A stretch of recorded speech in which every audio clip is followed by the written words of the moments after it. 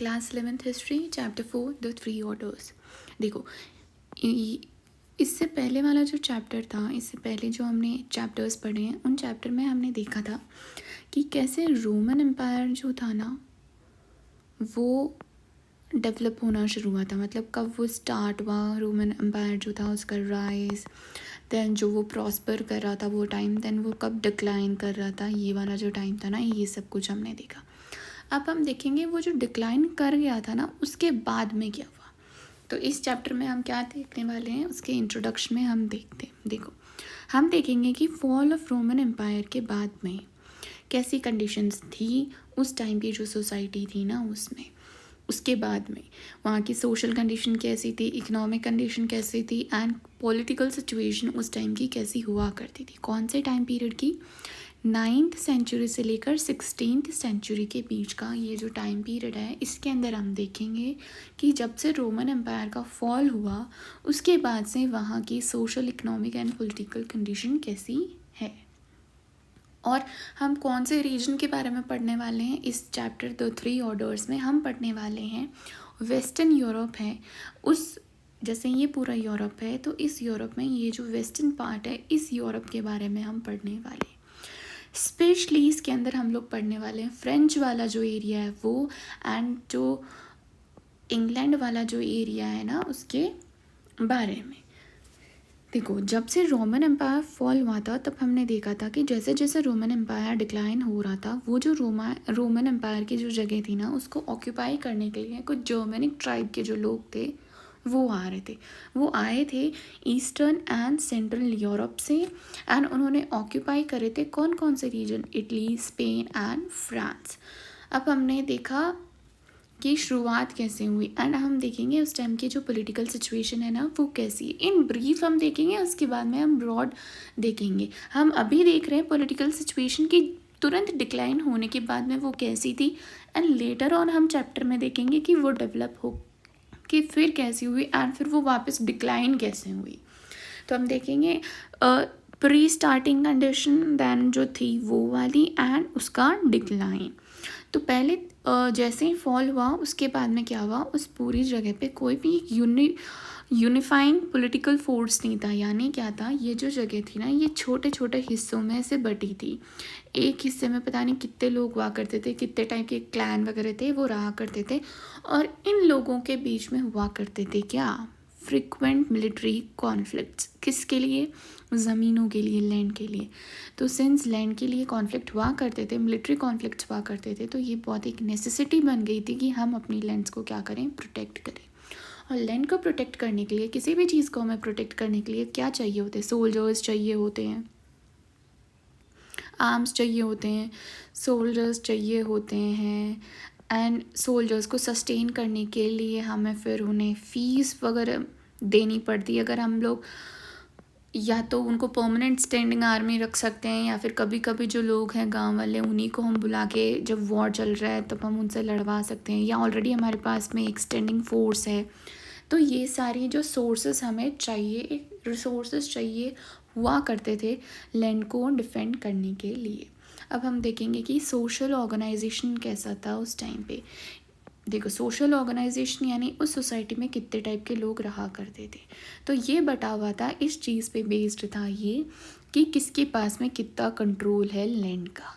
और ये वाले जो सिस्टम है लैंड का कंट्रोल वगैरह, ये इन्फ्लुएंस किस चीज़ से हो रहा था, एक तो ये इम्पीरियल रोमन ट्रेडिशंस थे उनसे, और एक थे ये जो जर्मनिक ट्राइब्स आई थी ना, जिन्होंने, ये जर्मनिक लोग थे, इन्होंने जो ऑक्यूपाई किया था, ये जो जर्मनिक लोग थे इनके उस टाइम पे कैसे कस्टम्स हुआ करते थे, उस चीज़ से भी ये इन्फ्लुएंस हो रहा था। क्या, सोशल ऑर्गेनाइजेशन। उस टाइम पर रिलीजन कैसा था, रिलीजन कौन सा था, ये जो लोग थे ये क्रिश्चियनिटी को ही फॉलो किया करते थे। हमने देखा था कि जो रोमन एम्पायर था उसका ऑफिशियल रिलीजन कौन सा था, क्रिश्चियनिटी। एंड जो क्रिश्चियनिटी थी इसने सरवाइव कर लिया था रोमन एम्पायर का फॉल भी, एंड ये फॉल करने के बाद में जब रोमन एम्पायर डिक्लाइन हो गया था उसके बाद में क्रिश्चियनिटी स्प्रेड हो गई थी सेंट्रल एंड नॉर्दर्न यूरोप के अंदर भी। और जो चर्च हुआ करती थी, जैसे जो क्रिश्चियन लोगों की जो पूजा करने का स्थान होता है दैट इज़ चर्च। तो जो चर्च थी प्रे करने के लिए, वो चर्च भी क्या थी, एक मेजर लैंड होल्डर था, मतलब उसके पास में भी बहुत सारी ज़मीन थी। एंड हमने देखा था कि जो सोशल ऑर्गेनाइजेशन है वो किस चीज़ पे बेस्ड था, वो बेस्ड था कि किसके पास में कितना कंट्रोल है लैंड का। इसलिए सिंस ये एक मेजर लैंड होल्डर था तो चर्च के पास में एक अच्छी खासी पॉलिटिकल पावर भी हुआ करती थी।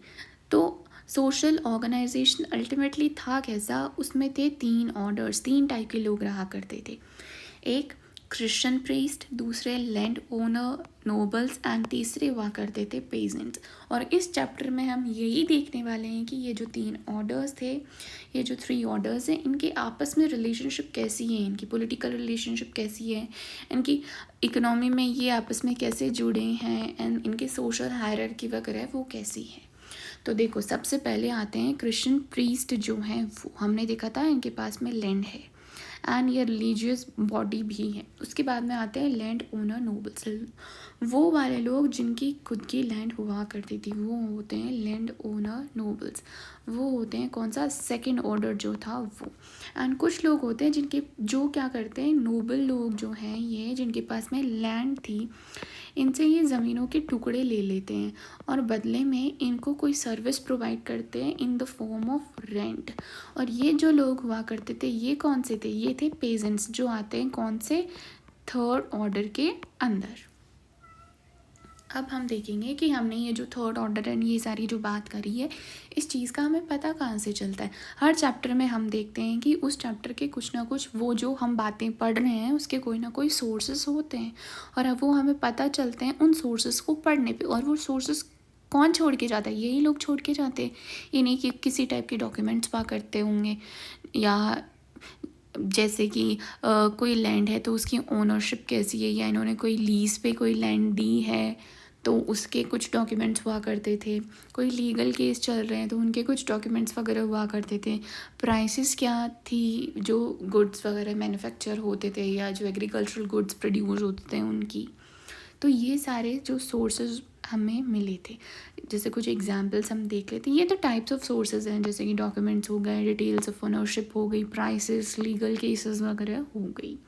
हिस्टोरियंस इन सारे ये जो सोर्सेज हैं ना, इन्हीं को पढ़ के हमें बताते हैं कि उस टाइम पे सोसाइटी कैसी थी और कैसी नहीं। कुछ एग्जांपल्स देख लेते हैं सोर्सेज के। एक एग्जांपल है चर्च रिकॉर्ड्स। चर्च अपने पास में रिकॉर्ड रखा करती थी बर्थ का, मैरिजेस का एंड डेथ्स का। और इन रिकॉर्ड से हमें पता चलता था एक तो कि भाई पॉपुलेशन जो है वो कैसे कैसे इंक्रीज़ हो रही है या कैसे डिक्रीज़ हो रही है। ये चीज़ का हमें पता, ये लंबे टाइम के लिए हमें पता चलता था कि जब हम लंबे टाइम के लिए चर्च के रिकॉर्ड्स देखते थे तब हमें पॉपुलेशन के बारे में जानकारी मिलती थी कि क्या डिक्रीज़ हो रही थी या इंक्रीज़ हो रही थी। डिक्रीज़ हो रही थी तो क्यों हो रही थी, मतलब लोग किस वजह से मर रहे थे, वॉर में मर रहे थे कि लाइक कोई बीमारी हो गई थी, कैसे, उन सारी चीज़ों का हमें पता चलता है चर्च रिकॉर्ड से। और हमें इन चीज़ से एक और चीज़ का पता चलता है, वो है कि वहाँ का फैमिली स्ट्रक्चर कैसा था। जो चर्च के इंस्क्रिप्शंस हैं उनसे भी हमें पता चलता है कि ट्रेडर्स के एसोसिएशंस वगैरह थे वो कितने थे, कैसे थे, उनके लीडर्स थे वो कौन से थे, वो कहाँ पे मिला करते थे, और उन एसोसिएशंस का नाम क्या था, ये सब। या कोई सॉन्ग या स्टोरीज़ हैं जो लोग आपस में गाते रहते हैं, बताते रहते हैं, उनसे भी हमें पता चलता है। जैसे फॉर एग्ज़ाम्पल आज किसी की दादी ने कोई चीज़ हुई, कोई अच्छी चीज़ हुई, कोई ब्रेवरी वाली बात थी, उसकी स्टोरी सुनाई अपने पोते को जो छोटा है। नेक्स्ट को क्या होगा, वो भी सुनाएगा अपनी जो कमिंग जनरेशन होगी उनको, एंड देन कमिंग। तो ऐसे आते आते ये वाले जो लोग हैं ना, इनको कैसे पता चलेगा कि इस टाइम पे जो थी वो कैसी कंडीशंस हुआ करती थी या क्या चल रहा था। इस स्टोरी से इनको पता चलेगा कि अच्छा उस टाइम पे ऐसे ऐसे हुआ किया करता था। और एक ऐसे हिस्टोरियन के बारे में हम पढ़ेंगे, उन हिस्टोरियन का नाम है मार्क ब्लॉक, और ये एक फ्रेंच हिस्टोरियन थे। तो हमें पता चलेगा कि हम शायद इनके फ्रेंच हिस्टोरियन वाली जो इन्फॉर्मेशन है उससे पता चलेगा इन्होंने शायद फ्रेंच सोसाइटी के बारे में हमें ज़्यादा बताया होगा। तो ये एक one of the earliest scholar थे जो कि फ्यूडलिज्म को पढ़ रहे थे। फ्यूडलिज्म क्या है, अभी सिर्फ वर्ड को देखो, इसका मतलब क्या है ये मैं जस्ट नेक्स्ट टॉपिक में एक्सप्लेन करूँगी। और जो मार्क ब्लॉक थे ये इस चीज़ में बिलीव करते थे कि हिस्ट्री सिर्फ पॉलिटिकल हिस्ट्री नहीं है या इंटरनेशनल रिलेशंस को या जो बड़े राजा वगैरह हैं उन्हीं की लाइफ को हम हिस्ट्री नहीं बोल सकते।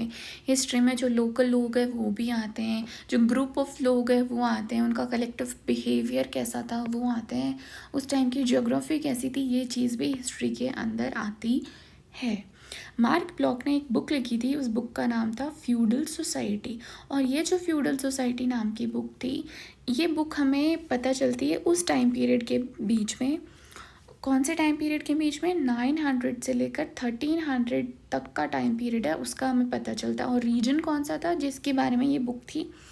फ्यूडल सोसाइटी वो बुक थी मार्क ब्लॉक की जो थी 900 से 1300 का टाइम पीरियड है, उसके बीच में यूरोपियन जो सोसाइटी थी उसके बारे में बताते हुए, और यूरोप में भी स्पेशली फ्रेंच सोसाइटी है उसके बारे में बताते हुए। ये ऑब्वियस चीज़ है, क्यों? क्योंकि वो एक फ्रेंच हिस्टोरियन ही तो थे। और इस बुक के अंदर कवर था कि ये जो लोग थे यूरोपियन सोसाइटी या फ्रेंच सोसाइटी जो थी 900 से 1300 के टाइम पीरियड में, इनकी सोशल रिलेशन कैसी थी, इनकी सोशल हायरार्की कैसी थी, यानी लोगों के आपस में रिलेशंस कैसे हुआ करते थे एक दूसरे से, या जो सोसाइटी है उसमें कौन टॉप के लोग थे, कौन बीच के थे, या कौन ऐसे लोग थे जिनको सब दबा के रखा करते थे। उस टाइम पे लैंड मैनेजमेंट है वो कैसे हुआ करता था, और उस टाइम के पॉपुलर कस्टम्स, ट्रेडिशंस, कल्चर वगैरह क्या था। अब जैसे मैंने बोला था कि हम फ्यूडलिज्म नेक्स्ट जो टॉपिक होगा उसके अंदर मैं डिटेल में एक्सप्लेन करूँगी कि फ्यूडलिज्म है क्या। तो नेक्स्ट अपना टॉपिक है वो है कि फ्यूडलिज्म क्या है, और यहीं से शुरू होता है अपना चैप्टर। बेसिकली इतनी देर हमने देखा था सिर्फ इंट्रोडक्शन, और इस चैप्टर के हमें सोर्सेस कौन कौन से मिलते हैं। फ्यूडलिज्म ये वर्ड आया है एक जर्मन वर्ड फ्यूड से, मतलब ये जो फ्यूडलिज्म पूरा वर्ड है ये ओरिजिनेट हुआ है एक फ्यूड वर्ड से। और फ्यूड की ओरिजिन क्या है? जर्मन वर्ड है ये एक, जिसका मतलब होता है पीस ऑफ लैंड। यानी फ्यूडलिज्म वाली जो सोसाइटी थी जो मिडाइवल यूरोप के अंदर चल रही थी वो सारी किस पे बेस्ड थी? पीस ऑफ लैंड पे। तो ये था।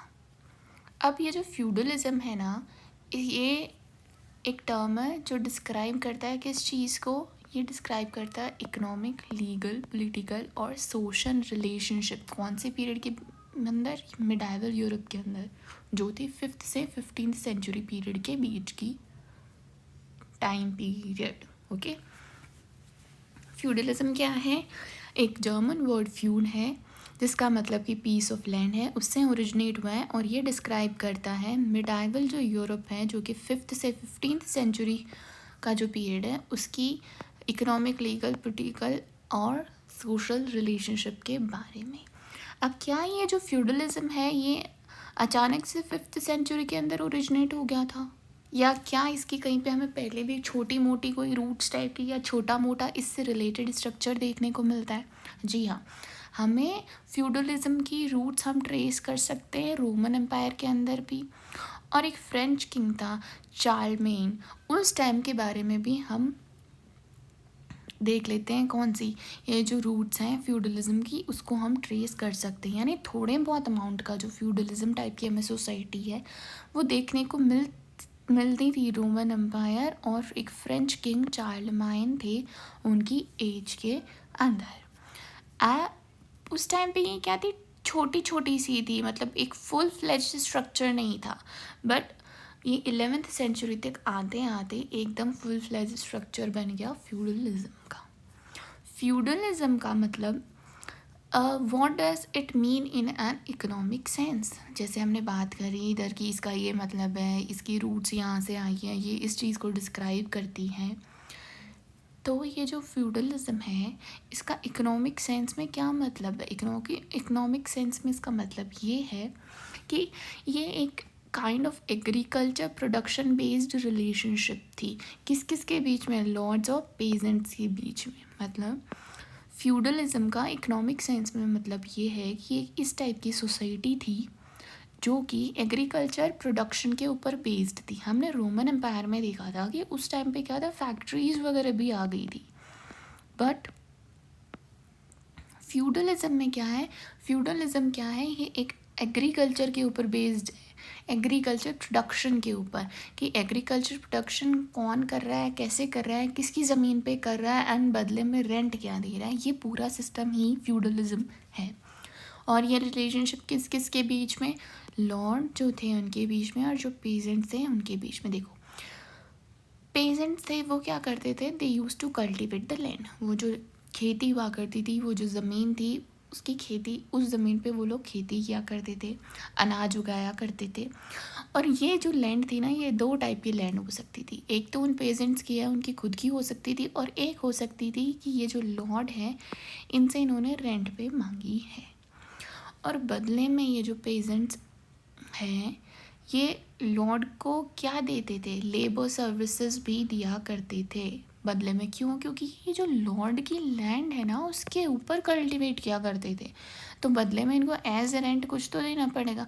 और उस टाइम पे जो मनी वाली इकनॉमी थी वो उस टाइम पे डेवलप उतनी हुई नहीं थी, तो इसलिए ये उस ज़मीन पे काम किया करते थे। लॉर्ड की जो लैंड हुआ करती थी उस पे काम किया करते थे, एंड उसका जो रेंट है, उस ज़मीन का जो रेंट है, वो इंस्टेड ऑफ मनी वो कैसे देते थे, जो लॉर्ड है उस लॉर्ड के लिए किसी न किसी टाइप की जो लेबर सर्विसेज है, या तो उसके कोई किसी ना किसी टाइप का काम कर देते थे। जैसे कि कहीं पे दीवारें बनानी होती थी तो शायद वो किसी प्लॉट पे दीवारें बना देते थे, कंस्ट्रक्शन में हेल्प कर देते थे। या जो उस जो लॉर्ड की प्राइवेट लैंड हुआ करती थी जिसके अंदर वो खुद अनाज उगाता था और बेचा करता था, वो उस वाली लैंड के अंदर ये इन लोगों से लेबर सर्विसेज मांगता था।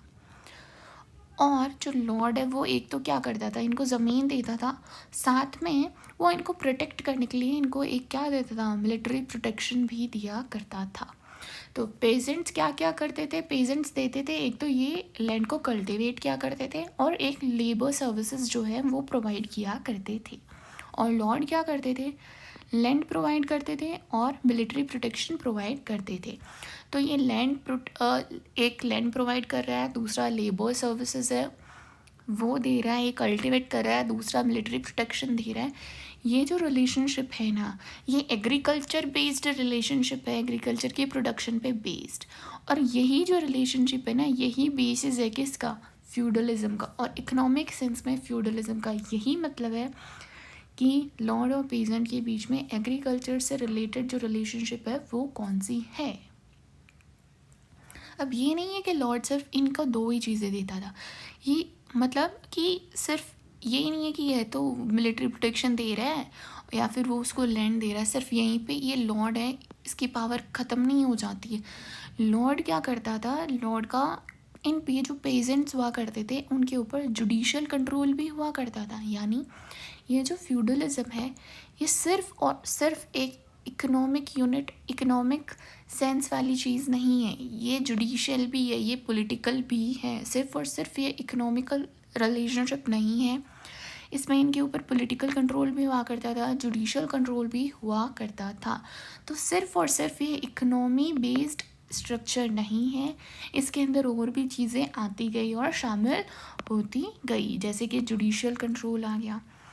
तो अल्टीमेटली ये वाला जो फ्यूडलिज्म वाला टॉपिक है, इसका मतलब ये है, इसका कंक्लूजन ये निकलता है कि feudalism went just beyond economic control to social and political aspects as well. अब हम देखेंगे फ्रांस और इंग्लैंड जो है उसका क्या है, मतलब एक्चुअली जो रोमन एम्पायर था, रोमन एम्पायर के बाद में फ्रांस और इंग्लैंड बने कैसे। उस टाइम पे फ्रांस और इंग्लैंड कैसे बने हैं वो हम देखने वाले हैं अभी। तो सबसे पहले हम फ्रांस का देख लेते हैं कि फ्रांस कैसे बनी। देखो रोमन एम्पायर था ना, रोमन एम्पायर का एक प्रोविंस था, उस प्रोविंस का नाम था गॉल। ये जो जगह थी ना, इसके फिजिकल फीचर्स क्या थे वो देख लेते हैं हम लोग पहले। किसके, रोमन एम्पायर का एक प्रोविंस जिसका नाम था गॉल, उसके फिजिकल फीचर देख लेते हैं। उसके दो कोस्ट लाइन्स थी, माउंटेन रेंजेस थे उसके अंदर बहुत सारे, लंबी बहने वाली रिवर्स हुआ करती थी और एक अच्छा खासा फॉरेस्ट था। ये सारी चीज़ें तो थी, साथ में उसमें प्लेन रीजन भी था, मतलब दो कोस्ट लाइन्स हैं, बीच में माउंटेनियस जो रीजन है, माउंटेन रेंजेस है वो भी थी, और इन माउंटेन रेंजेस से बहने वाली लंबी लंबी रिवर्स भी हुआ करती थी। एंड साथ में क्या कुछ प्लेन रीजन भी थे। और ये जो प्लेन रीजन थे ना, ये किसके लिए हेल्पफुल थे? ये सूटेड थे किसके लिए? एग्रीकल्चर के लिए। जो प्लेन जगह थी वहाँ पे एग्रीकल्चर बहुत इजीली हो सकता था और इन प्लेन्स से रिवर्स भी बहा करती थी।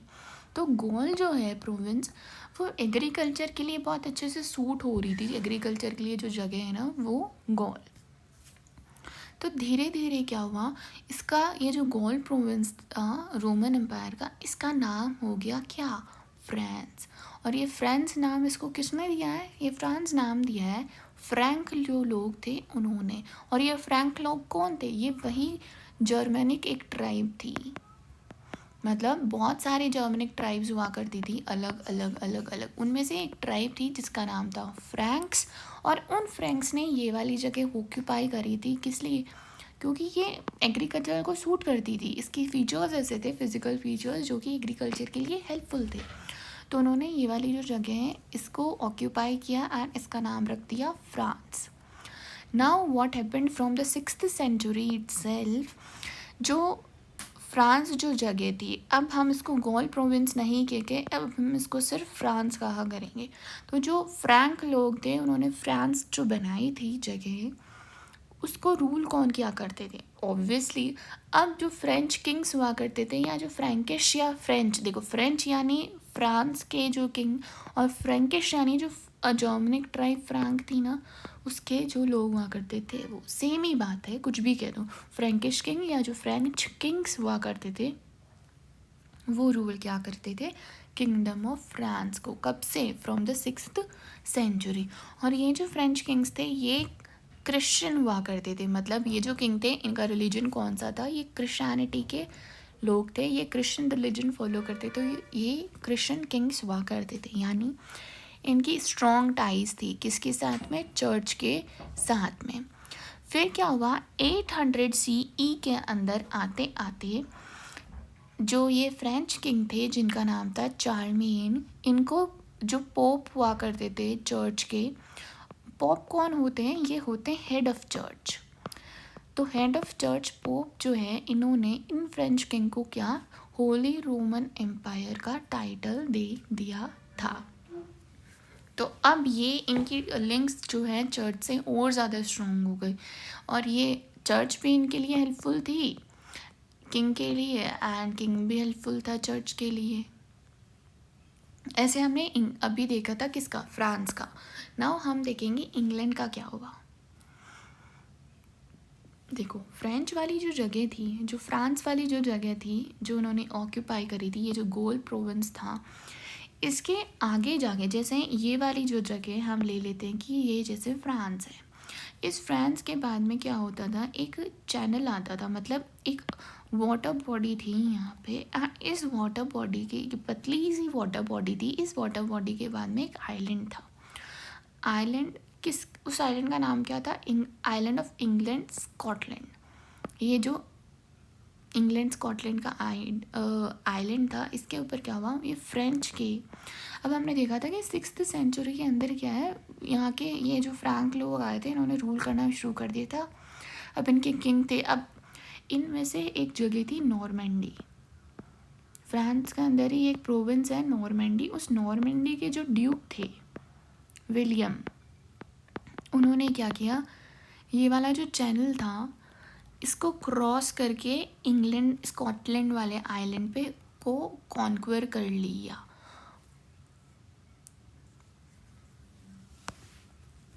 अब देखते हैं हम 3 ऑर्डर्स का। देखो ये हमने हिस्ट्री देखी है सिर्फ कि रोमन एम्पायर के बाद में फ्रांस जो था वो कैसे बना, एंड इंग्लैंड की शुरुआत वगैरह थी वो कैसे हुई।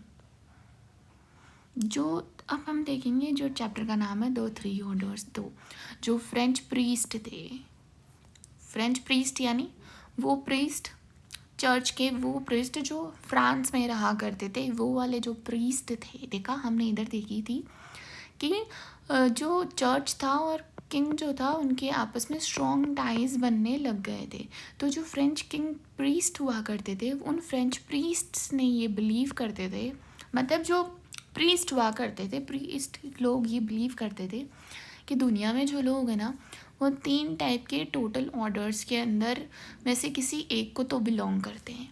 3 ऑर्डर्स, इन 3 ऑर्डर्स में से ये जो पूरे लोग हैं ये सिर्फ इन 3 ऑर्डर्स को बिलोंग करते हैं। और ये जो 3 ऑर्डर है ना, ये कौन सा इंसान किसको बिलोंग कर रहा है ये डिपेंड करता था कि वो क्या काम कर रहे हैं।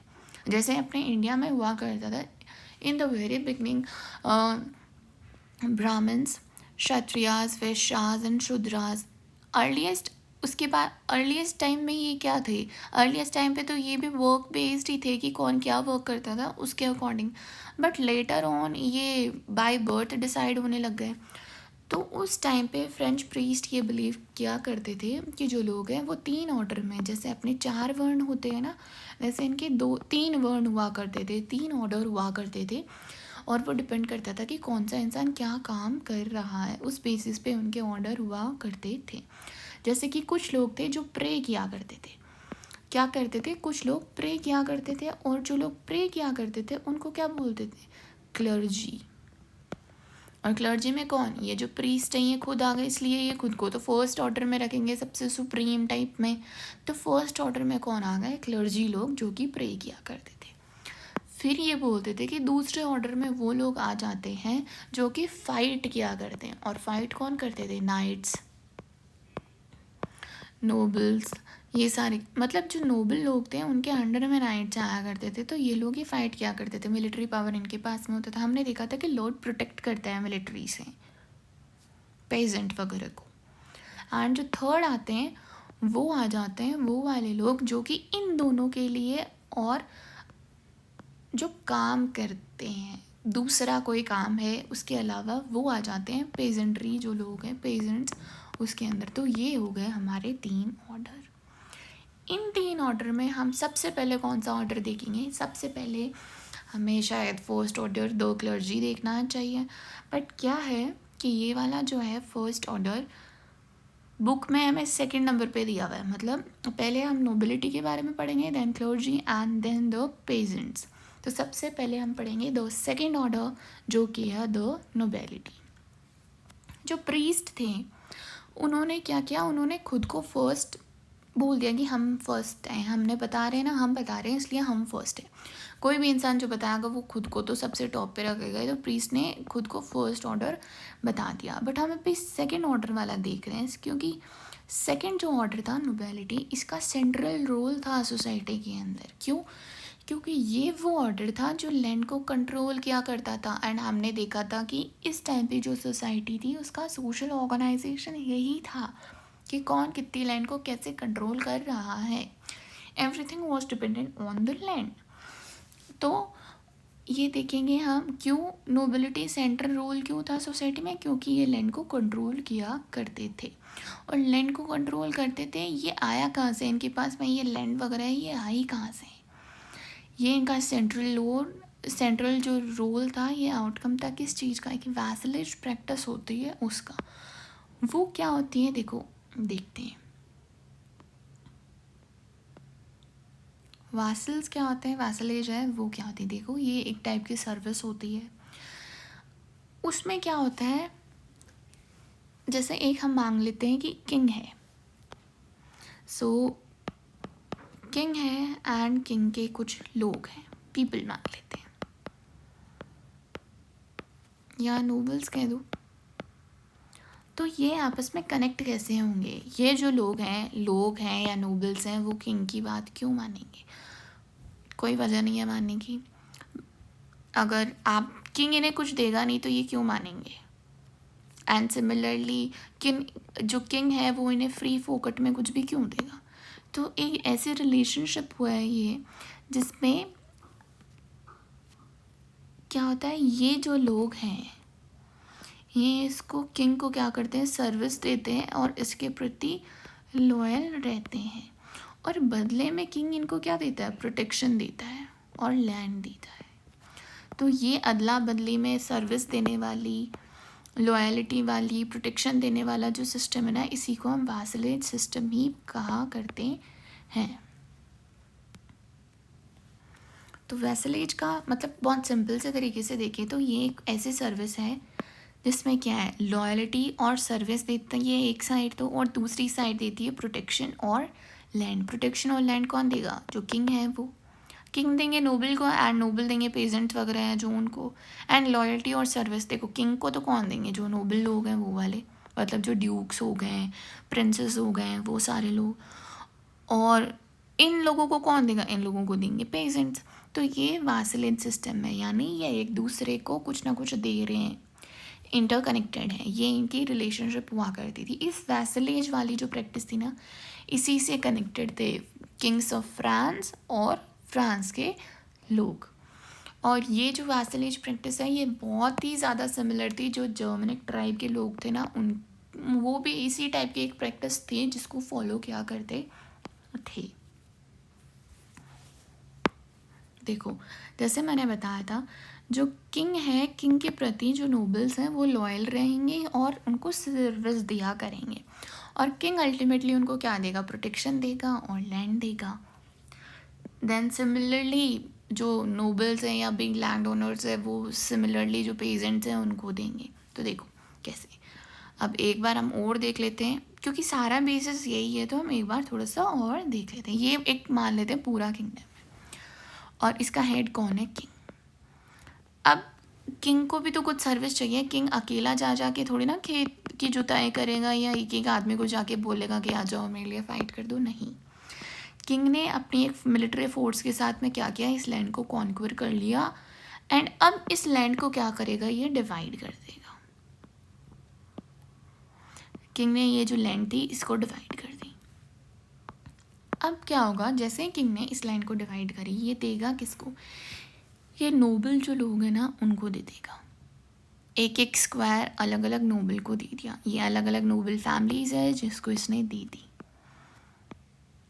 ओके, अब ये जो नोबल वाला एरिया है ना, ये जो लैंड है ये हमें छोटी लग रही है, बट ये भी छोटी नहीं थी, ये भी बहुत बड़ी हुआ करती थी।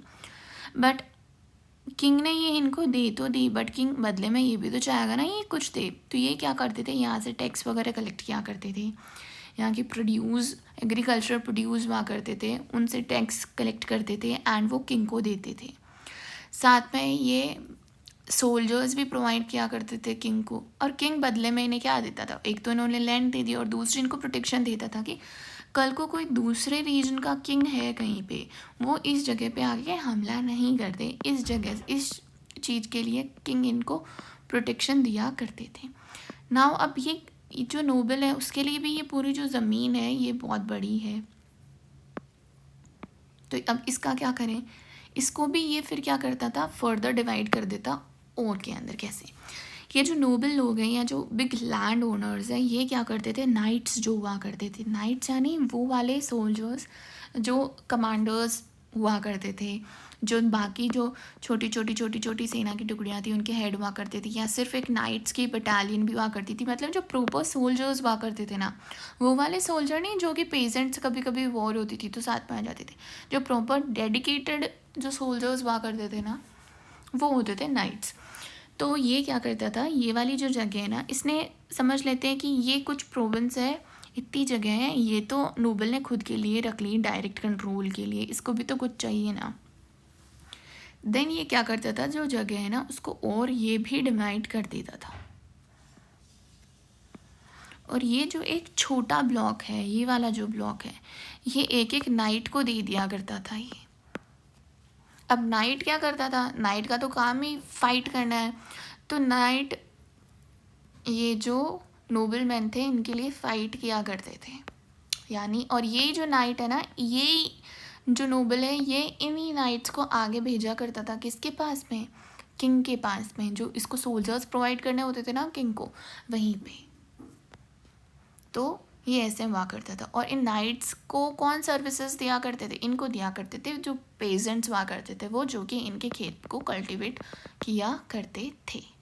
तो देखो अगर हम ऐसे वासल्स की बात करें तो कौन किसका वासल है, जो किंग है, किंग के ये सारे के सारे वासल्स हैं, स्पेशली किंग डील करेगा इन लोगों से, जो बिग लैंड ऑनर्स हैं या नोबल्स लोग हैं उनसे। देन जो नोबल हैं, नोबल डील करता है नाइट्स और पेजेंट से, ये जो है ये डायरेक्टली इनको सर्विसेज वगैरह देते हैं। या फिर नोबल ने नाइट्स को कोई एरिया दे दिया है तो नाइट्स जो हैं उनके वॉसल्स कौन हो गए, पेजेंट्स।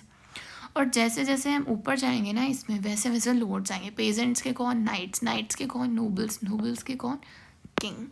तो यही था वासल, ये जो सिस्टम है, वासल्स कौन किसके हैं, क्या है, कौन किसका लॉर्ड है, ये वाला जो सिस्टम था, यही था पूरी इस फ्रेंच सोसाइटी जो थी उस टाइम की, उसका बेसिस। देखो, जो नोबल मैन हुआ करते थे, they accepted king as the senior, okay.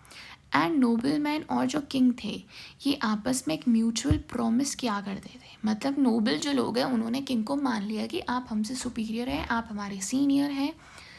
And ये एक म्यूचुअल प्रॉमिस किया करते थे एक दूसरे से कि जो लॉर्ड है, lord will protect the vassal and who is loyal to him. Lord कौन हुआ यहाँ पे, किंग। किंग प्रोटेक्ट करेगा ये जो नोबल मैन है इनको, जो कि किंग के लिए क्या है, लॉयल है।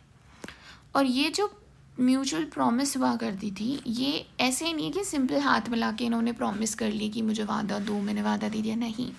इसका एक कस्टम हुआ करता था, एक रिचुअल हुआ करती थी, प्रॉपर मैनर्स के साथ में ये वाली जो म्यूचुअल प्रॉमिस है ये कंडक्ट की जाती थी।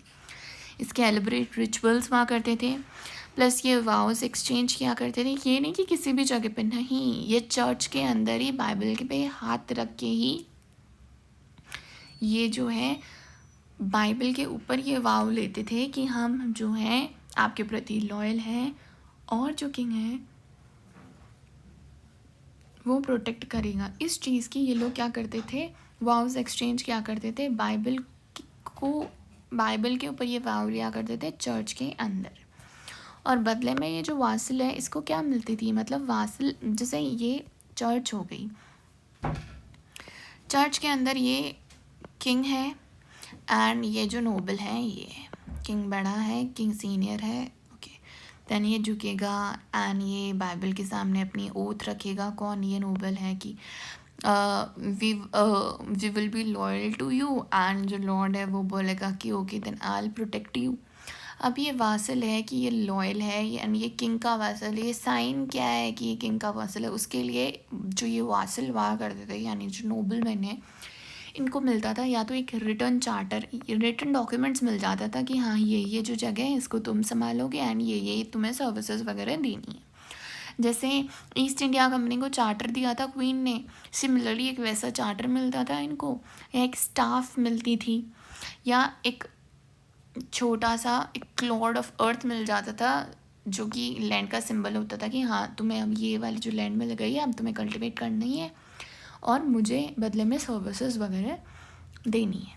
जो नोबल मैन थे इनके पावर्स क्या थे, इनके पावर्स थे, एक तो इनका प्रिविलेज स्टेटस था, मतलब इनको हर जगह प्रिविलेज स्टेटस था, इनको काम नहीं करना होता था। ये जो अपना खुद का एरिया है वहाँ के यही लॉर्ड हुआ करते थे, बाकी लोग इनके लिए काम करते थे, ये ऊपर के जो लोग होते थे उनके अंदर आते थे, और इनके जो प्रॉपर्टी है उनके ऊपर इनका एब्सोल्यूट कंट्रोल हुआ करता था।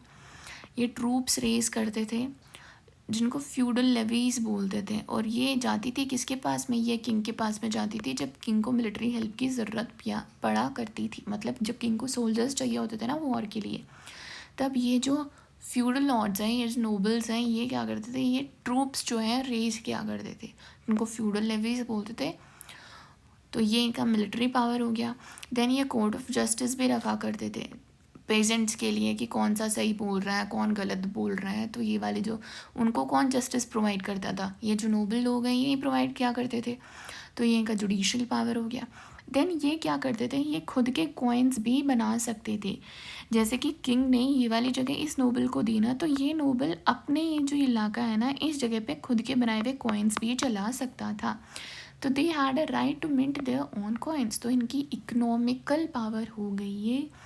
देन लॉर्ड ऑफ, और जो यहाँ पे जो लोग रहते थे इन सब के तो यही लॉर्ड थे, जैसे इन सारे नोबल का लॉर्ड कौन है, किंग, वैसे ही जो यहाँ के जो पेजेंट्स वगैरह इनका लॉर्ड कौन है, ये नोबल। तो ये इनकी क्या है, जो भी लोग सेटल थे ना इसकी ज़मीन पे उन सब का ये लॉर्ड हुआ करता था, तो ये है इनकी पॉलिटिकल पावर। अब ये जो लॉर्ड का हमने स्टेट देखा, जैसे ये जो लॉर्ड है उसको इतनी सारी ज़मीन है वो दी थी। अब ये जो इतनी सारी ज़मीन है ना, इस ज़मीन में क्या क्या है, इस स्टेट में क्या क्या है। इसमें एक लॉर्ड का खुद का स्टेट हुआ करता था जिसको मैनो बोलते हैं। देन प्राइवेट फील्ड हुआ करते थे जो कि पेजेंट्स कंट्रोल किया करते थे, पेजेंट्स कल्टीवेट किया करते थे। वो वाले फील्ड नहीं जो ये कुछ कुछ दो टाइप के फील्ड होते हैं। देखो, एक तो होता है कि ये जो नोबल है इसके खुद के फील्ड है, मतलब इसके पर्सनल फील्ड्स हैं, प्राइवेट फील्ड्स हैं। और एक वो वाले फील्ड जो नोबल ने पेजेंट्स को दिए हैं कल्टीवेट करने के लिए। तो जो नोबल के प्राइवेट फील्ड होते थे ना, उनको भी कौन कल्टीवेट करता था? कल्टीवेट तो पेजेंट्स ही करते थे। बट इसमें से जो रिटर्न आता था ना कुछ भी, ये वो वाले फ्री सर्विस होती थी, ये वो रेंट होता था जो पेजेंट्स देते थे। ये जो पेजेंट्स को जो लैंड दी जाती थी ना, इसके बदले में ये रेंट हुआ करता था जो कि ये कल्टीवेट किया करते थे। मतलब कि जैसे ये वाली जो लैंड है ना, ये जो लैंड है, ये तो जो नोबल है उसकी खुद की पर्सनल लैंड हो गई है, और ये पेजेंट को जो दी है वो। अब पेजेंट को बदले में क्या देना है? नोबल को रेंट देना है। तो रेंट देने के लिए ये पैसे में रेंट नहीं दे के, मनी नहीं था इनके पास में, तो पैसे में ये रेंट नहीं लेते थे। बदले में क्या देते थे? ये रेंट के लिए लेबर सर्विस प्रोवाइड करते थे। और वो कैसे होती थी? ये नोबल की जो प्राइवेट लैंड होती थी इसमें जाके ये कल्टीवेट करते थे, धान उगाते थे। और फिर पैस्चर्स हुआ करते थे जहाँ पे कैटल और जो घोड़े वगैरह हैं वो चरा करते थे। और ये जो टेनेंट और पेजेंट्स वगैरह हैं, इनकी जो ज़मीनें हुआ करती थी, इनके घर फील्ड वगैरह, ये सारी चीज़ें भी रहा करती थी।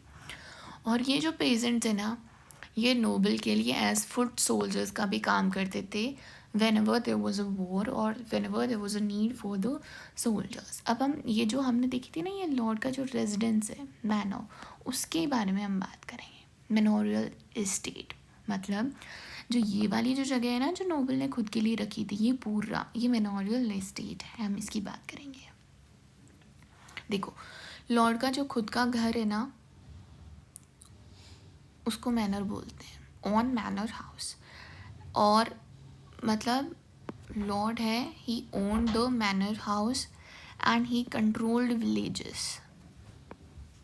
कौन कौन से विलेजेस? कितने विलेजेस हो सकते थे?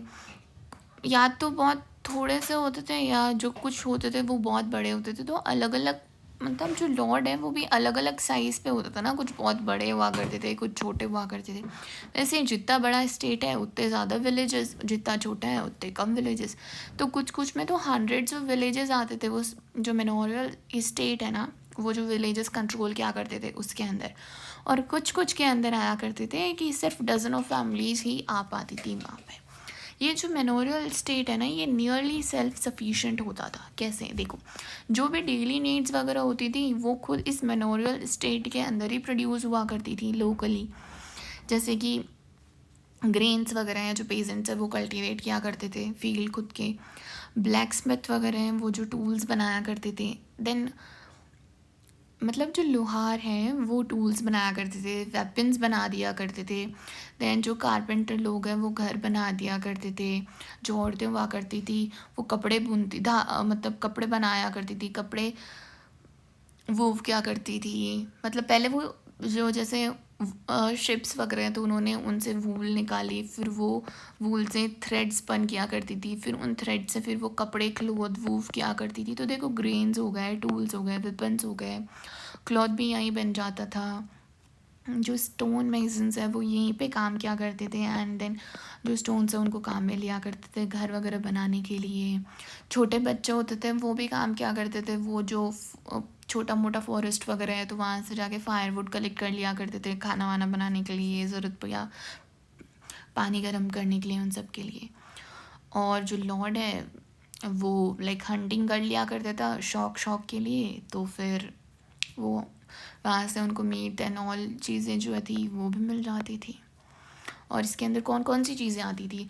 फॉरेस्ट आ गए, वुडलैंड्स आ गई, पैस्चर्स आ गए जहाँ पे जो लॉर्ड थे उसके कैटल या होर्स वगैरह थे वो ग्रेज किया करते थे।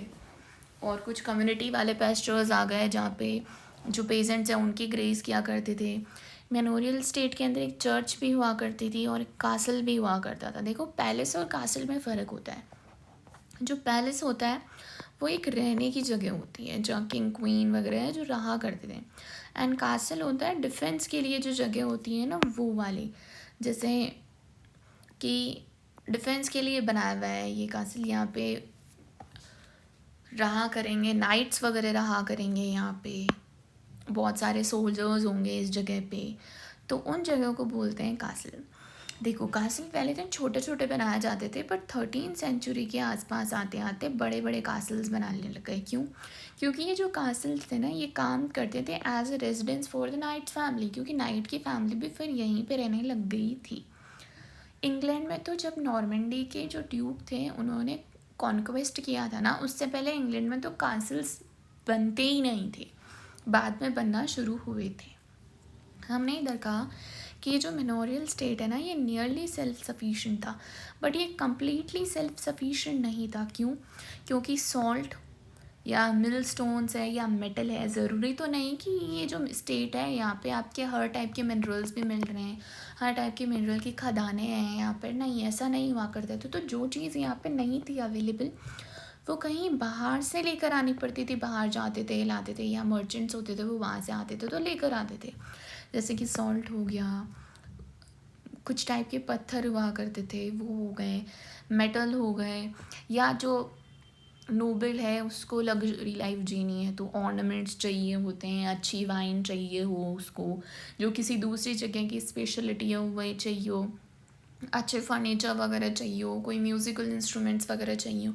तो ये सारी चीज़ें कहाँ से? बाहर से ही सोर्स करनी पड़ती थी। तो ऐसे तो ये सेल्फ सफिशिएंट था, बट कम्प्लीटली नहीं था, क्योंकि कुछ कुछ चीज़ें जो नहीं मिलती थी वो बाहर से सोर्स करनी पड़ती थी, बट ज़्यादातर चीज़ें अंदर मिल जाया करती थी। और क्या क्या हुआ करता था इसके अंदर? एक मैनर हुआ करता था, फिर जो पेजेंट्स वगैरह होते थे उनकी फैमिलीज़ हुआ करती थी, यहाँ पे फील्ड्स वगैरह हुआ करते थे, फॉरेस्ट होता था, वुडलैंड होती थी, पैस्चर्स होते थे, चर्च होती थी, एंड कासल वगैरह जो हैं वो भी हुआ करते थे।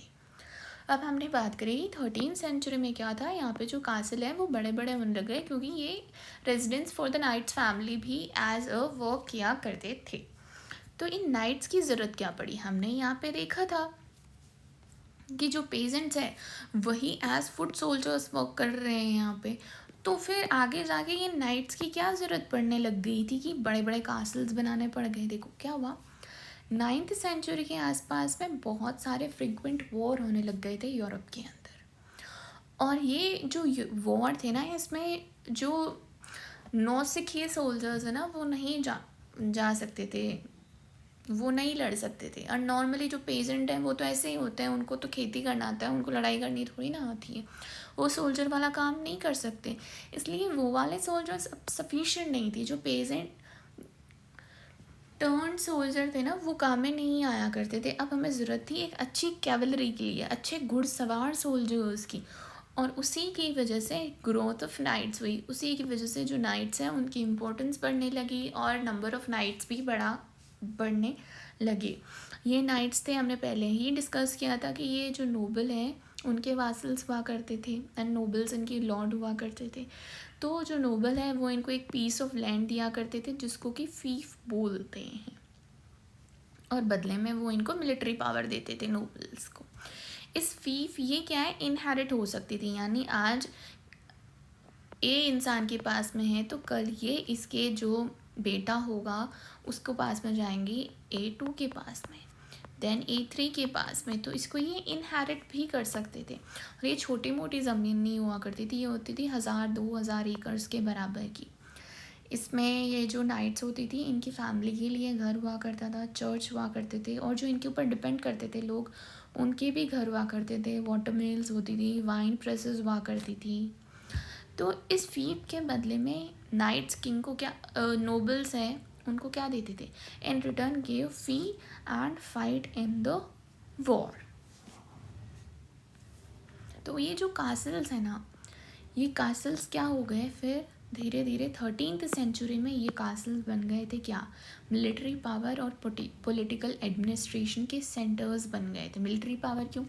क्योंकि नाइट्स लड़ने का ही काम करते हैं, और अब नाइट है, नाइट को ज़मीन दे दी फीफ, तो फीफ से रिलेटेड जो भी एडमिनिस्ट्रेटिव वर्क है वो कौन करेगा, वो नाइट करेगा। नाइट कहाँ पे रह रहा है, कासल्स के अंदर, तो पॉलिटिकल एडमिनिस्ट्रेशन भी हुआ करता था। 12th सेंचुरी के आसपास में क्या हुआ फ्रांस के अंदर, जैसे देखो 9th सेंचुरी से नाइट्स की ग्रोथ होना शुरू हो गई, 13th सेंचुरी के अंदर बड़े बड़े जाके कासल्स भी बनने लगे। बीच में 12th सेंचुरी के आसपास में क्या हुआ, मिनिस्ट्रल्स आते थे। मिनिस्ट्रल्स, ये मिनिस्ट्रल्स कौन होते थे, ये होते थे ट्रैवलिंग बार्ड्स, मतलब वो लोग होते हैं ना जो जगह जगह गाते हैं, कहानियाँ सुनाते हैं, नाचते हैं, स्टोरीज़ दिखाते हैं, वो वाले जो लोग होते हैं उनको बोलते हैं बार्ड। ये सॉन्ग गाया करते थे स्टोरीज़ के, और ये स्टोरीज़ किसकी होती थी, ये जो नाइट्स होते थे ना, इन नाइट्स के ब्रेवरी के बारे में स्टोरीज़ वगैरह हुआ करती थी, और ये इनको गाया करते थे। ये बहुत पॉपुलर हो गए थे 12th सेंचुरी में, क्यों, क्योंकि उस टाइम पे जो लोग थे ना ज़्यादा पढ़े लिखे नहीं थे कि वो किताबें पढ़ सकें, तो उनको किसी भी चीज़ के बारे में पता चलता कैसे था, जब ये बार्ड्स वगैरह गाना गाते थे तो पता चलता था, अच्छा इस वाले नाइट ने ऐसे किया था और इसने ऐसे किया था। तो ये जो लोग हैं ये बहुत पॉपुलर हो गए थे, इतने पॉपुलर हो गए थे मिनिस्ट्रल्स जो हैं, ये जो ट्रैवलिंग बार्ड्स हैं, ये कि जब लॉर्ड होते थे, जो नोबल मैन हुआ करते थे, जब वो खाना वगैरह खाते थे जिस हॉल में, फॉर एग्ज़ाम्पल ये एक हॉल है और इस हॉल में ये यहाँ पे इनकी डाइनिंग टेबल वगैरह है, बट इस हॉल के ऊपर जो सेकंड फ्लोर वगैरह है तो यहाँ पर क्या है, बालकनी बनाई हुई है और ये यहाँ पे खाना खा रहे हैं। तो ये बार्ड्स वगैरह आते थे और इस बालकनी में ये परफॉर्म किया करते थे, और ये सब लोग खाना खाते खाते इनको एंजॉय किया करते थे। ये इतना फेमस हो गया था, जैसे अपन अभी टीवी देखते हैं ना, वैसे उस टाइम पे जो नोबल मैन थे वो क्या करते थे, इन मिनिस्ट्रल्स से सॉन्ग, ये जो ब्रेवरी वाले जो सॉन्ग्स हुआ करते थे, नाइट्स एंड ऑल, इनकी सुना करते थे। ये सेकंड ऑर्डर कंप्लीट हो गया। इसके अंदर हमने सबसे पहले देखा कि वैसलेज जो सिस्टम है वो क्या है, देन नोबल मैन कौन हुआ करते थे, उनकी क्या पावर थी उनके पास में, ये जो म्यूचुअल प्रॉमिस करते थे इसका क्या तरीका था, इनका स्टेट था उसमें कौन कौन आते थे, देन मेमोरियल स्टेट देख लिया, कितने विलेजेस अंडर कंट्रोल हुआ कर सकते थे, सेल्फ सफिशिएंट थे कि अगर नहीं थे कम्प्लीटली तो कम्प्लीटली क्यों नहीं थे, एंड इसमें कौन कौन से लोग आते थे, कासल्स कैसे आने लगे, नाइट्स का क्या रोल था, एंड देन वो ट्रैवलिंग बार्ड्स थे वो कैसे फेमस हुए एंड उनका क्या रोल रहा।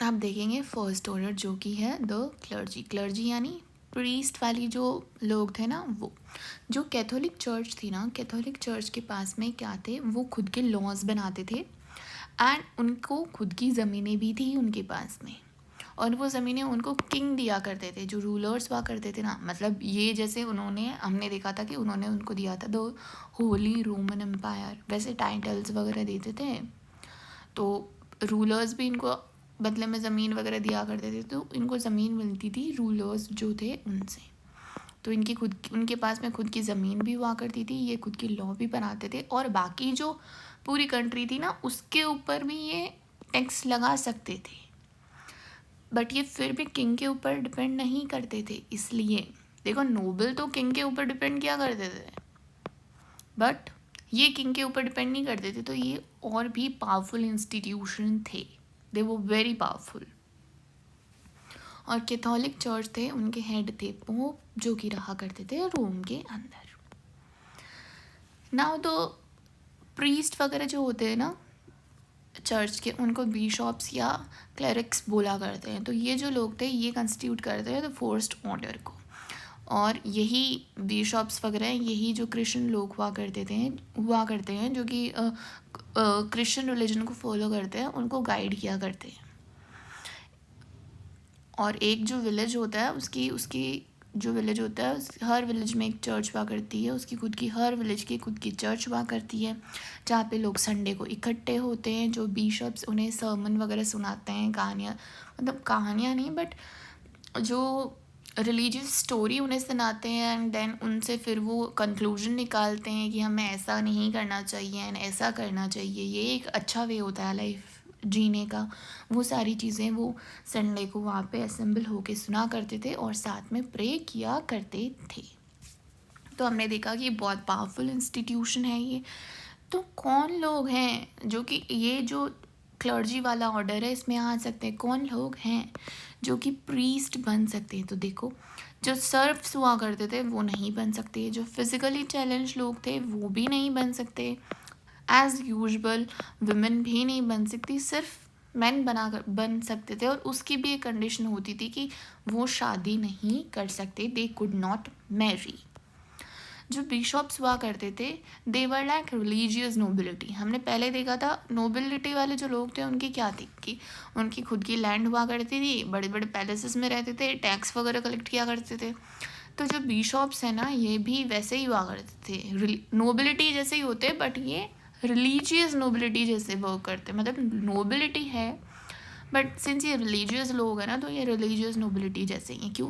क्योंकि ये जो बिशप्स हैं इनके पास में भी बड़ी बड़ी ज़मीनें हैं, बड़े बड़े स्टेट्स हैं, मतलब इनके खुद के स्टेट्स हैं इन ऐसे बड़े बड़े, और फिर ये ग्रैंड पैलेसेस वगैरह हैं उसके अंदर रहते हैं।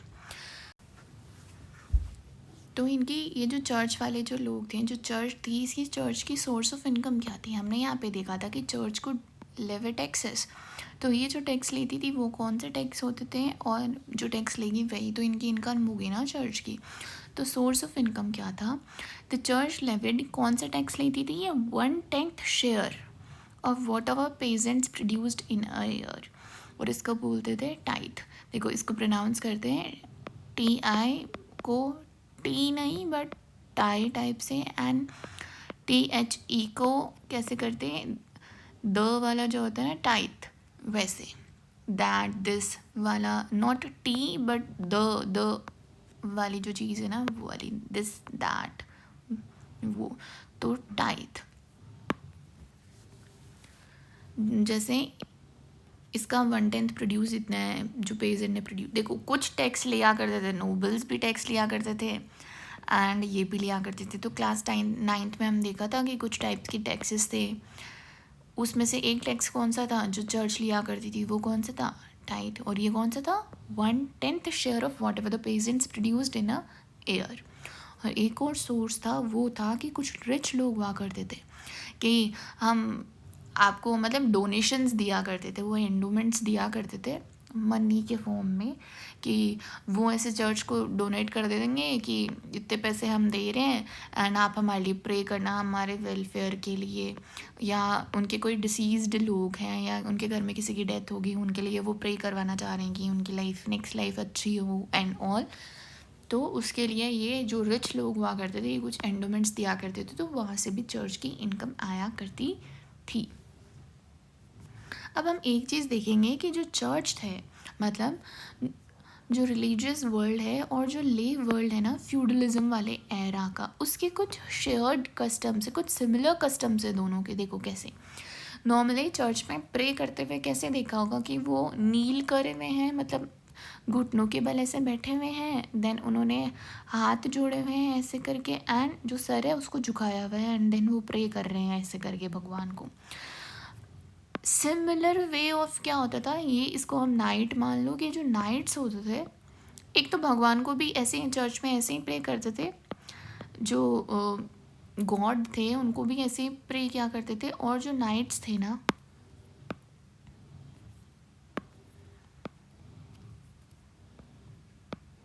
वो भी क्या करते थे, जैसे ये लॉर्ड है तो वो भी ऐसे ही उनके सामने झुक के लॉयल्टी वाली जो चीज़ है ना वो प्लेज किया करते थे कि हम आपके प्रति लॉयल रहेंगे and all.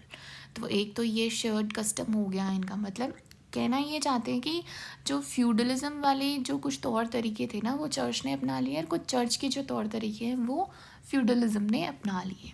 Kneeling hands clasped and head bowed, ऐसे वो प्रे किया करते थे, and it was the exact replica of knight taking vow to his lord. दूसरी सिमिलर चीज़ क्या है? Term lord for God. Feudal culture, देखो फ्यूडल कल्चर में एक चीज़ क्या थी, फ्यूडल लॉर्ड्स बोलते हैं हम नॉर्मली। फ्यूडलिज्म में क्या होता है, फ्यूडल लॉर्ड्स होते हैं किंग के बाद में जो कुछ लोग आएंगे जो अलग अलग एरिया के जो हेड होंगे, ये वाली जो नोबैलिटी है यहाँ पे, तो इनको क्या बोलते हैं हम? फ्यूडल लॉर्ड बोलते हैं, जो लॉर्ड होते हैं। एंड लॉर्ड के वासल्स होते हैं। वैसे ही ये जो लॉर्ड बोलते हैं ना, जिसको जिसके की वासल्स हुआ करते थे, तो लॉर्ड को, जो गॉड है, गॉड को चर्च में लॉर्ड नाम से भी बुलाने लग गए थे। तो these were the two examples where we see that religious and lay word of feudalism had several shared customs, मतलब वो ओवरलैप होने लग गए थे कुछ कुछ इनके जो कस्टम्स है ना वो। हमने यहाँ पे अभी चर्च का ओवरव्यू देखा है, अभी हम मॉन्क होते थे वो भी देखेंगे। देखो चर्च और मॉन्क्स जो होते हैं ना, उनमें जो बिशप्स वगैरह होते हैं, क्लरिक्स वगैरह जो होते हैं, और जो मॉन्क्स होते हैं उनमें कुछ फ़र्क होता है। देखो apart from church Christians had another organization, मतलब मॉन्क्स वाली जो चीज़ है ना वो चर्च वाला जो सिस्टम हमने अभी तक पढ़ा था ना, इस वाले से अलग है। कैसे? कुछ जो डीपली रिलीजियस लोग हुआ करते थे वो क्या करते थे, आइसोलेटेड रहना चाहते थे, और आइसोलेटेड रहते थे वो रिलीजियस कम्युनिटीज़ में, जैसे कि मोनेस्ट्रीज़ हो गई, हम देखते हैं ना बुद्धिस्ट मोनेस्ट्रीज़ होती हैं, वैसे ही इनकी भी मोनेस्ट्रीज़ वगैरह हुआ करती थी, उनमें रहते थे जहाँ पे सारे के सारे रिलीजियस लोग ही रहा करते थे इनके जैसे, और वो की ह्यूमन हैबिटेशन से काफ़ी दूर बसाई जाती थी जो मोनेस्ट्रीज़ हुआ करती थी ना वो। और ये चर्च वाली जो चीज़ है उससे अलग कैसे हुई? वो अलग हुई इस तरीके से कि चर्च के जो क्लरिक्स और बिशप्स थे ना वो लोगों के बीच में ही रहा करते थे, वो अलग से दूर में जाके नहीं रहते थे। वो उनका स्टेट होता था, वहाँ पे ग्रैंड जो पैलेसेस वगैरह होते थे उनके अंदर वो रहा करते थे। बट मॉन्क्स जो होते थे ना, जो मॉन्क्स होते थे वो क्या करते थे, they lived isolated in religious communities which वो कॉल्ड एबल्स और monasteries and which were far from the human habitation. दो ऐसी मोनेस्ट्रीज थी जो थी, वो एक तो थी सेंट बेनेडिक्ट के बनाए हुए इटली के अंदर 529 AD में, और एक थी कलनी की बनाई हुई बर्गंडी में जो कि थी 910 CE। ये याद करना है तो याद करना। इटली में थी एक 529 में सेंट बेनेडिक्ट की, और एक कलनी इन बर्गंडी इन 910 CE। इटली में और बर्गंडी के अंदर सेंट बेनेडिक्ट की और क्लनी की ऑलमोस्ट 500 साल बाद बीच का डिफरेंस है इनके बीच में। अब जैसे हमने देखा था कि चर्च में प्रीस्ट कौन बन सकते हैं यहाँ पे, तो वैसे हम देखेंगे कि मॉन्क कौन बन सकते हैं, मतलब ये वाली जो मोनेस्ट्रीज़ है इनमें कौन जा सकता है। तो जैसे प्रीस्ट नहीं बन सकती ना विमेन, बट यहाँ पे बन सकती हैं, मेन और विमेन दोनों बन सकते हैं। जो मेन होते हैं वो मंक बोलते हैं, और जो विमेन होती हैं उनको नन बोला जाता है। एंड सिमिलर टू चर्च ये लोग भी हैं प्रीस्ट, ये लोग भी शादी नहीं कर सकते थे। और नॉर्मली इन दोनों की जो रहने की जगह होती थी ना, दोनों जेंडर्स की, वो अलग अलग मोनेस्ट्रीज, अलग अलग एबेस हुआ करते थे इनके रहने की। अब ये भी इनकी साइज़ क्या होती थी मोनेस्ट्रीज वगैरह, किसी में 10-20 मंक या नन ही रहा करते थे, और कुछ होती थी जिसमें सेवरल हंड्रेड्स रहने लग गए थे। मतलब धीरे धीरे छोटी से वो बड़ी होती गई, और जैसे जैसे वो बड़ी हुई तो उनकी बड़ी बिल्डिंग्स बनने लग गई, बड़े स्टेट्स बन गए, स्कूल्स हुआ करती थी मोनेस्ट्रीज़ की हॉस्पिटल्स हुआ करते थे। स्कूल्स लोगों को पढ़ाने के लिए हुआ करते थे जो वो सर्विस दिया करते थे, क्योंकि वो तो ज़्यादा डीपली रिलीजियस लोग थे ना, तो वो तो सब कुछ त्याग तूग के आए थे ना, और फिर वो मोनेस्ट्रीज़ में वगैरह में रहने लग गए थे जो लोग रहते थे उनसे बहुत दूर। फिर उनकी स्कूल्स होने लग गई, फिर हॉस्पिटल्स बने इनके जहाँ पे वो दूसरों की सेवा किया करते थे। अब ये जो मोनेस्ट्रीज़ है ना, इन्होंने आर्ट के डेवलपमेंट में भी बहुत अच्छा खासा कंट्रीब्यूट किया है। जैसे एक है एबिस हिल्डगार्ड, एक म्यूजिशियन थे, मतलब ये एक मंक थे और ये एक म्यूजिशियन थे। तो इन्होंने ये जो हम सुनते हैं ना मूवीज़ में हम देखते हैं या चर्च में हम देखते हैं कि कुछ जो लोग हैं, सम ऑफ द नन, वो वहाँ पे आती हैं एंड वो सॉन्ग्स वगैरह गाती है वाइल प्रे करने के लिए। तो ये जो कम्युनिटी सिंगिंग है ना प्रेयर्स की चर्च के अंदर, वो भी इन्होंने फेमस करी थी। या सारे के सारे लोग जो जैसे ये चर्च है, यहाँ पे बेंचेस लगी हुई है, तो सारे के सारे खड़े हो गए and then they are praying while singing songs of prayer. मतलब प्रेयर को ही वो गाते थे, वो सॉन्ग है, सॉन्ग कौन सा है, सॉन्ग ही प्रेयर है, उसी को गा के ये जो कम्युनिटी सिंगिंग ऑफ प्रेयर्स है ना, इसको इसने फेमस किया था एबिस हिल्डगार्ड ने। 13th सेंचुरी में ग्रुप ऑफ मॉन्क्स भी आने लगे। देखो पहले मॉन्क थे, देन नन थी, एंड अब ये ग्रुप ऑफ मॉन्क्स थे 13th सेंचुरी के अंदर। ये क्या करते थे, ये तो मोनेस्ट्रीज़ में जाके रहने लग गए थे। इन्होंने तो प्लेज ली थी कि हम जब तक रहेंगे मोनेस्ट्रीज़ के अंदर ही रहेंगे, लोगों के बीच में हम बिना मतलब नहीं जाएंगे या लोगों के बीच में नहीं रहेंगे। बट 13th सेंचुरी तक आते आते क्या हुआ, कुछ ग्रुप ऑफ मंक्स जिनको फ्रियार्स बोला करते थे, ये क्या करते थे,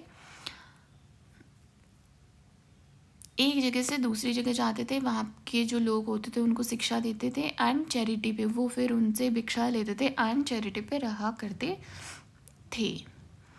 अब ऐसे होता है ना कि शुरू में तो सारी चीज़ें बहुत अच्छी अच्छी होती है, बट धीरे धीरे क्या होता है, ये जो सारी जो अच्छी अच्छी चीज़ें होती हैं, जैसे जैसे ये बड़ी बड़ी होने लग जाती हैं, उनमें कुछ पावरफुल लोग बन जाते हैं, तो ये जो अच्छी एकदम प्योर वाली चीज़ होती है ना, ये जाते जाते इसमें कुछ बुराइयां वगैरह आने लग जाती हैं। तो इसी का हमें कुछ एग्जाम्पल्स देखने को मिलता है, जो कि कुछ राइटर्स ने, कुछ ऑथर्स ने, कुछ पोइट्स ने डिस्क्राइब किया है। जैसे 14th सेंचुरी में, मतलब हमने यहाँ पे देखा था कि 13th सेंचुरी में ये ग्रुप ऑफ मॉन्क्स अलग अलग जाने लग गए थे, तो चेंजेस आ रहे थे। पहले इन्होंने प्लेज किया था कि हम रेस्ट ऑफ लाइफ्स यहीं पे रहेंगे, पढ़ाई करेंगे और मैनुअल लेबर, फार्मिंग वगैरह वो करेंगे। पर धीरे धीरे वो प्लेस टू प्लेस जाने लग गए, तो धीरे धीरे धीरे धीरे क्या है, चेंजेस आते गए विद द टाइम। तो 14th सेंचुरी तक आते आते क्या हुआ, there were growing uncertainties about the monasticism, मतलब जो मोनेस्ट्रीज थी उनके बारे में भी अनसर्टेनिटीज़ आने लग गई थी। मतलब लोग अब उनको भी उतना वैसे नहीं समझ रहे थे कि ये भी बहुत प्योर है, उनके बीच में भी कुछ ना कुछ प्रॉब्लम्स वगैरह थी, मतलब कुछ इश्यूज थे दैट, मतलब वो पहले जितनी अच्छी थी वैसे नहीं रहा करते, उतनी अच्छी भी नहीं थी। तो इंग्लैंड के एक पोइट है लैंगलैंड, उन्होंने एक पोएम लिखी है पायस प्लॉमन। उसमें वो बताते हैं कि जो ये मॉन्क्स है ना, इनकी कितनी इजी लाइफ है, मतलब वो कॉन्ट्रास्ट करते हैं मॉन्क, ये जो मंक्स है इनके बीच में, और जो नॉर्मल लोग हैं, जैसे कि जो शेपर्ड लोग हो गए, लेबरर्स हो गए, पेजेंट्स हो गए, प्लवमेन्स हो गए, इन सब की जो लाइफ है इनको ये कॉन्ट्रास्ट करते हैं मंक की लाइफ से, कि इनकी मंक की लाइफ कितनी इजी और लग्जरी वाली क्यों, क्योंकि हमने देखा पहले जो 10-20 लोग ही हुआ करते थे, धीरे धीरे अब इनके बड़े बड़े स्टेट्स होने लगा है, बड़ी बिल्डिंग्स होने लग गई, उसमें ये रहते थे। तो ये कॉन्ट्रास्ट करके बता रहे हैं अपनी पायस प्लाउमैन वाली पोम है उसके अंदर, कि मंक्स की लाइफ कितनी ईजी एंड लग्जरी वाली होती है, एंड जो प्लवमैन है उनके, मतलब जो पेजेंट्स और लेबरर्स वगैरह हैं, जो पुअर लोग हैं, उनका फेथ इतना प्योर है बट स्टिल उनकी लाइफ इतनी डिफ़िकल्ट है। एक और ऐसी स्टोरी है जिसका नाम है कैंटरबरी टेल्स। उसके अंदर क्या है, कॉमिक पोर्ट्रेट्स हैं, किस चीज़ के, नन, मंक एंड फ्रियार जो हमने देखा था ना उनके। तो ये 2 एग्जाम्पल है अनसर्टेनिटी के, तो ये भी याद करने हैं।